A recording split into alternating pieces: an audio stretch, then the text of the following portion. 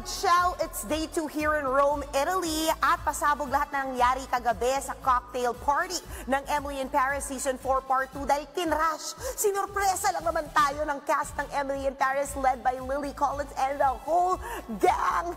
Yan ang dapat yung panoorin sa report na ito.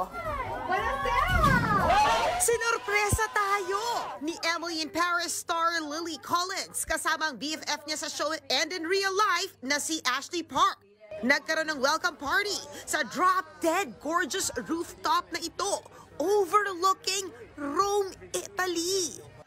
Magkakasama ritong iba't ibang stars, content creators at models mula sa iba't ibang bahagi ng mundo. Eto na nga guys, talagang grabe.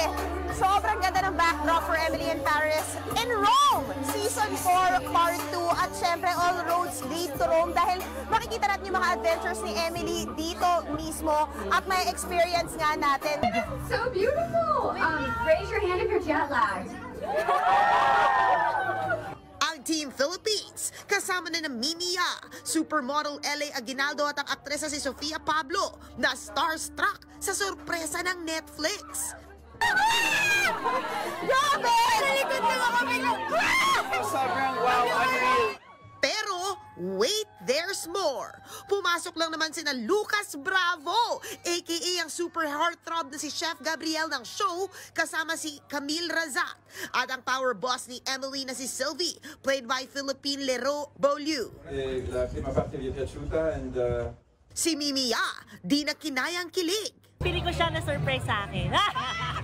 Hindi, sobrang gwapo sa personal. Oo kasi siya talaga ang bias ko. Si Gabriel, more than Alfie. Yeah.